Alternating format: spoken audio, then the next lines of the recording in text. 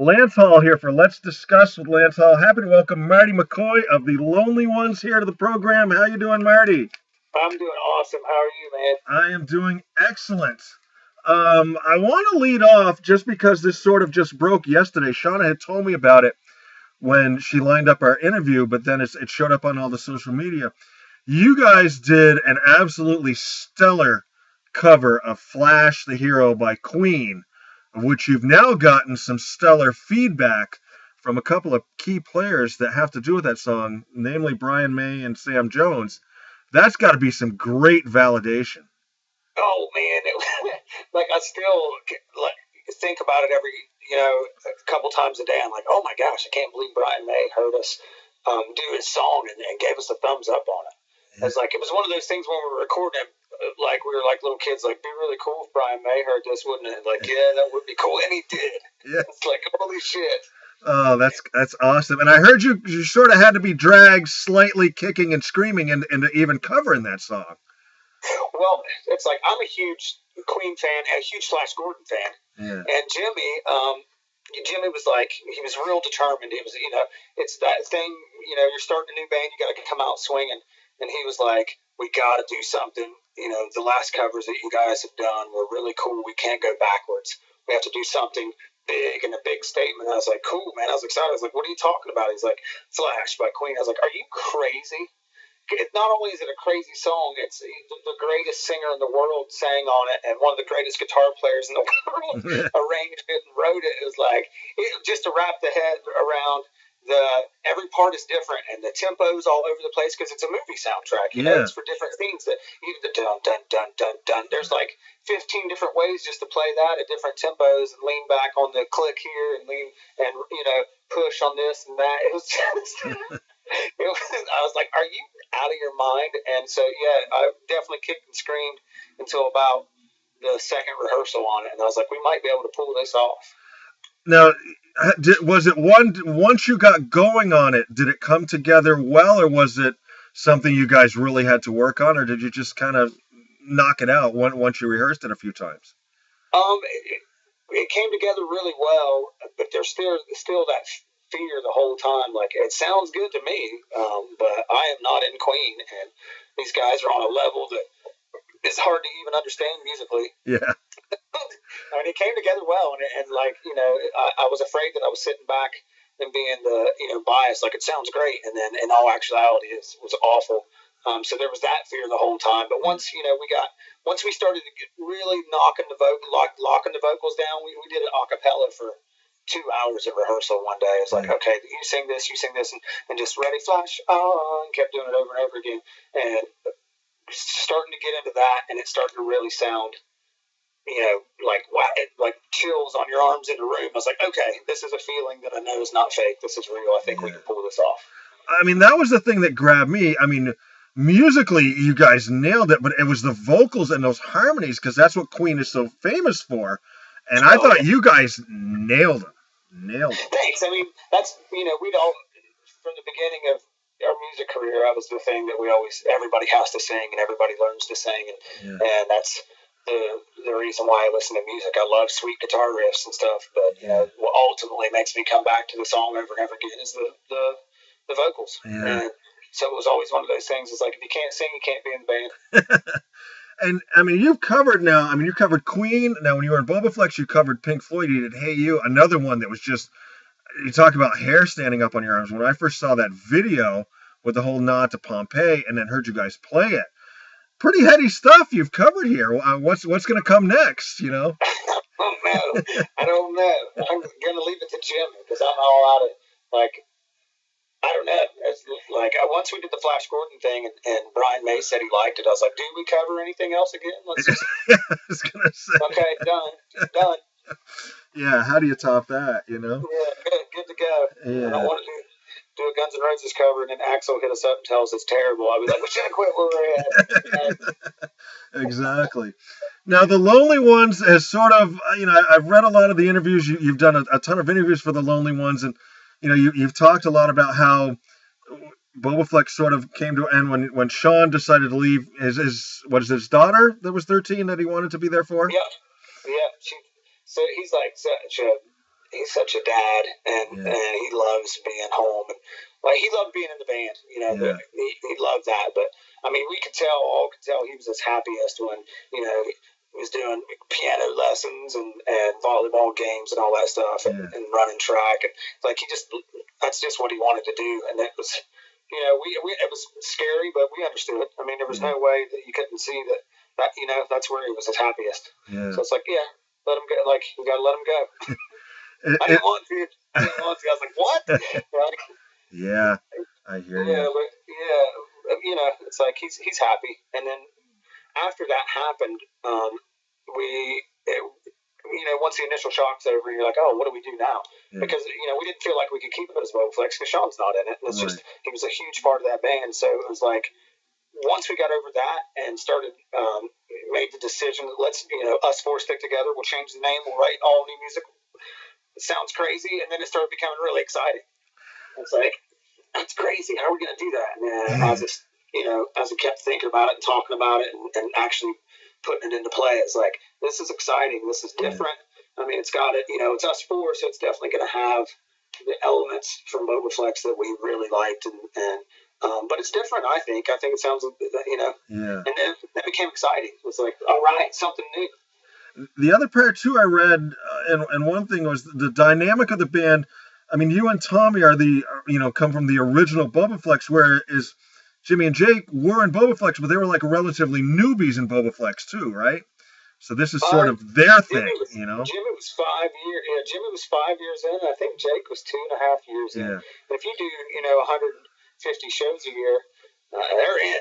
Yeah. They were in the band. Right. I forgot there was other people that were ever before them. We'd done so many shows and so many things together. But yes, there's a definite new fire in those guys that because they're cool dudes. Being in the old band, they definitely spoke their mind and stuff. But they didn't. They're different in this band because it's them from the beginning, and It's their original members, so they're a lot more outspoken than they were. Now, is there something you haven't been asked, or a story that you've been wanting to tell that nobody's really asked you about how the Lonely Ones came together, or something that occurred, or something that something new? Yeah, like I said, it all happened on the road. Sean just one day after a show was like, I can't do this anymore. I want to go home. I want, and we were all like, what? And this was in the very beginning of a tour. So we had the whole tour. We walked around in parking lots, and when do we tell people that Sean's leaving the band? What are we going to do? That kind of thing. And I mean, it was probably an entire summer where we just paced around Walmart parking lots and venue parking lots and gas station parking lots, freaking out. And then it was like some personal stuff happened in my life all around the same time. And the name, we were just sitting in the parking lot, and the name just hit me. I was like, hey, what about the Lonely Ones? And they all went, yeah, that's cool. That's cool. I said the point of the song, or the point of the name of the band is like, you're going to be, you get to do wonderful things, but it can sometimes be a lonely life with, relationships and just, you come back home and there's a McDonald's and everyone's, somebody's, your best friend's married and has a child that's now 9 years old. And you miss all these things. So it's kind of lonely. And then at the same time, it was like, and it kind of encompasses our fans and that kind of misfit kind of setup of like, we're all the lonely ones out there kind of on our own, but through the music and through live shows and all that stuff, we all congregate all together. So it's like just kind of it was just I don't know, it was this weird kind of LSD moment. That's a cool story though. And the other thing too is I was watching the video for the Lonely Ones and listening to the lyrics and stuff. Almost prophetic too with this lockdown and everything that's going on with this coronavirus and everything. It seems like the whole world is kind of lonely right now, Yeah, it was really strange. And then Eternal Sadness was our first single, and it was like, this song's perfect for the times. Yeah. And the Lonely One came out, and this song's perfect for the times. And that was the reason why I was like, we got to put Flash out. It's the album is such dark subject matter, and it's such depressing time right now. We can't play anything. Let's put something happy out for Yeah, everybody. definitely. The Eternal Sadness video. I watched that. That chorus is absolutely another one with like an infectious chorus. And I loved everything in that video. The bathtub scene, and then you had like a dance, then you got that acoustic outro. I mean, that's just a killer song and video. And then you got, of course, the suicide prevention lifeline number at the end of it. I wanted to kind of get the story behind that. Digging deep, sir. Yeah, I'm doing my best here. So it's like I said, all of a sudden, all these things hit in my personal life, and I was real down in the dumps, and I felt stupid about it. You know what I mean? I was really, really depressed, and I felt dumb about it because I thought that will never happen to me, and blah blah blah. There was things that ran through my head where, in the middle of the night, where I was like, well, why the hell did you think that? You've never thought that before. Why are you thinking these things?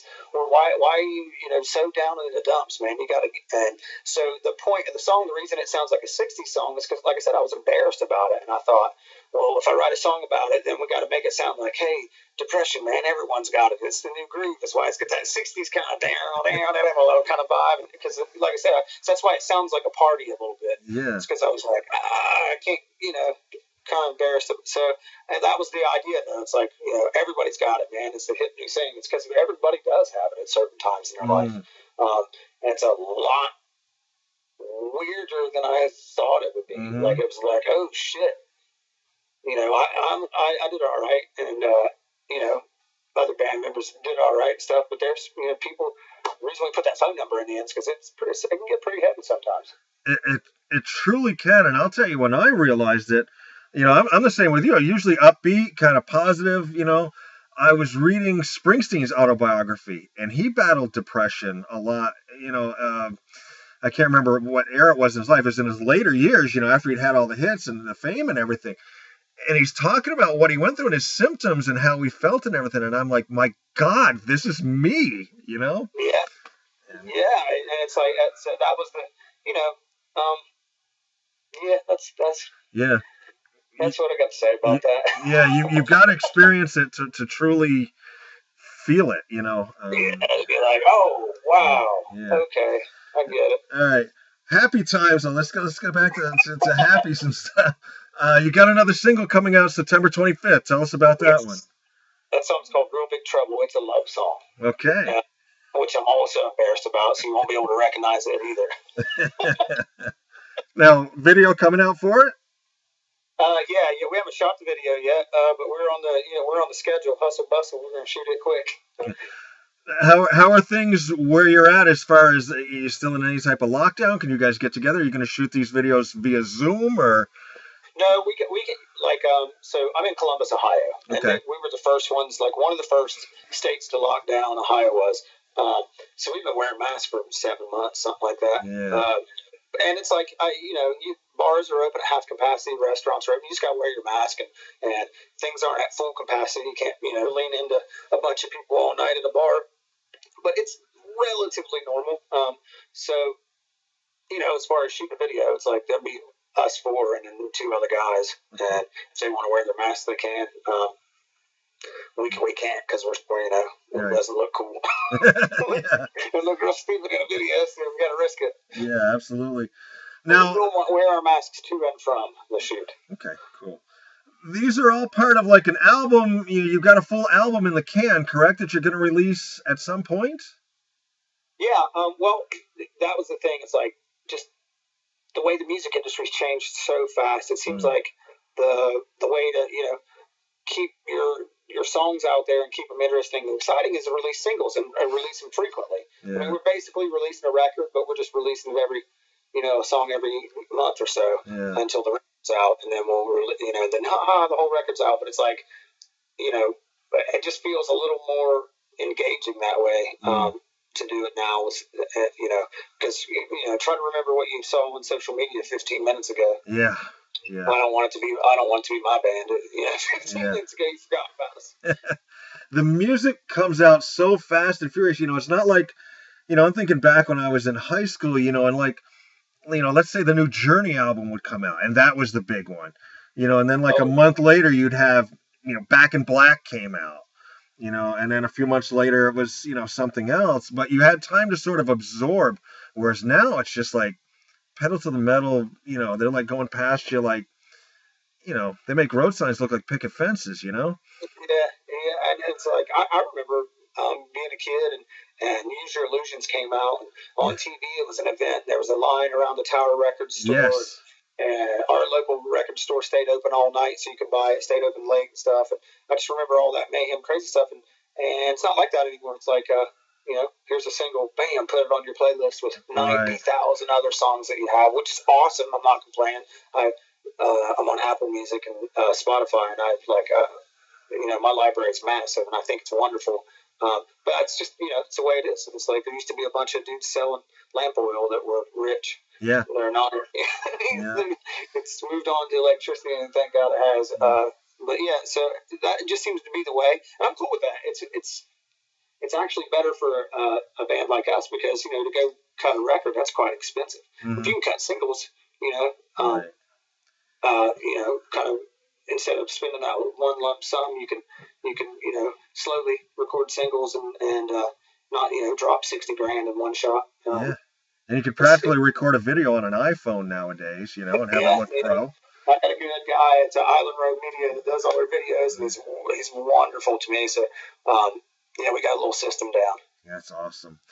But, you have to work so hard nowadays with stuff that, in some ways it's easier, in some ways it's harder.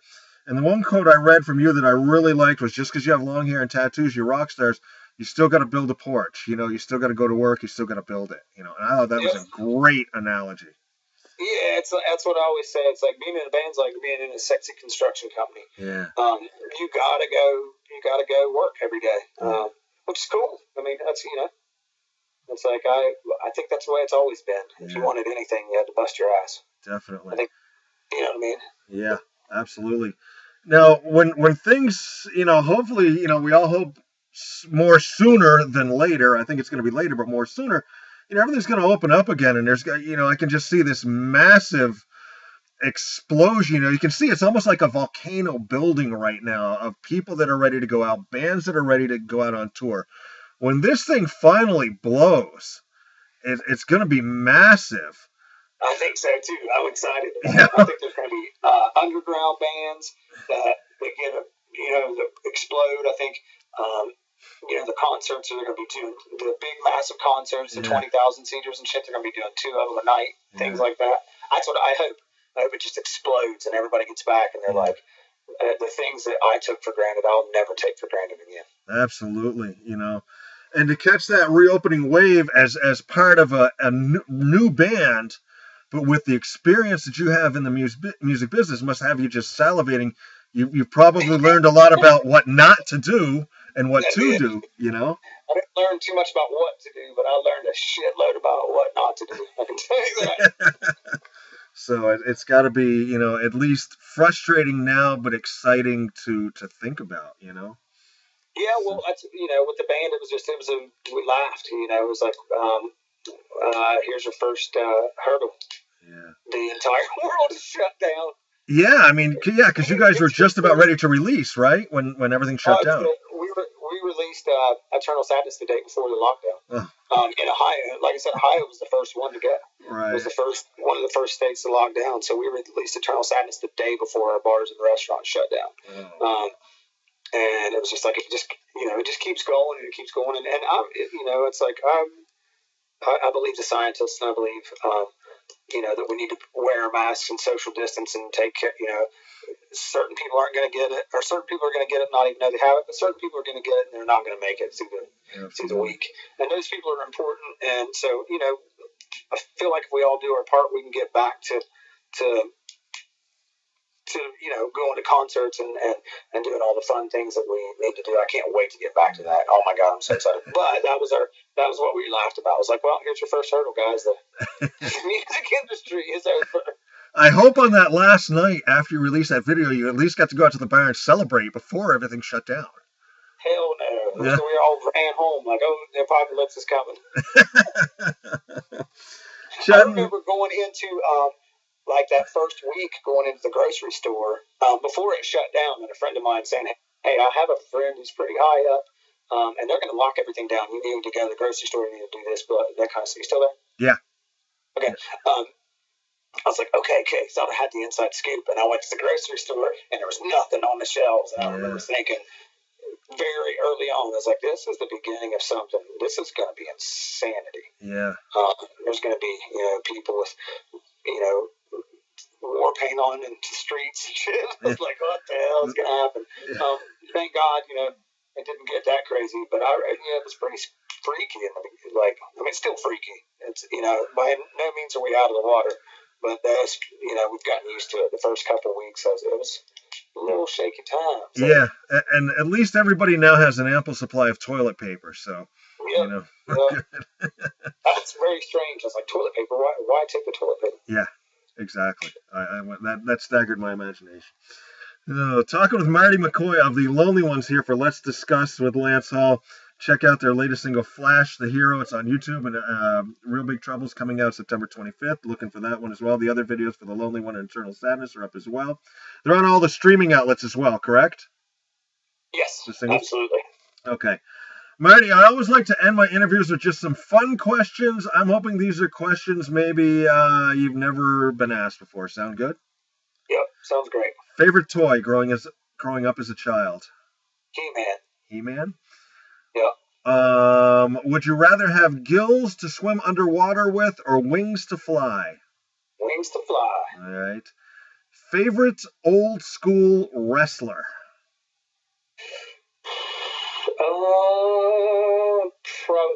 Probably super.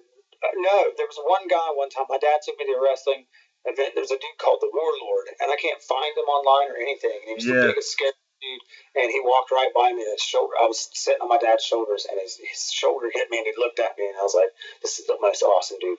Probably the Warlord. I remember that guy.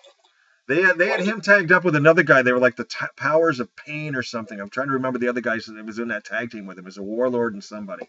And he was a huge, massive, scary dude. Yeah. I just remember his shoulder bumped mine. I was a little kid, and I was just like, wow. And I was like, I know him now. He's my friend.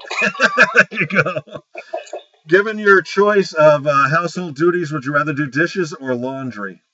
I'll do them both. Really? Good. Is there something outside of music that you're good at? Like, are you a good woodworker or like auto mechanic or something like that? No, nothing. Nothing? Strictly music. Laundry and dishes. Okay.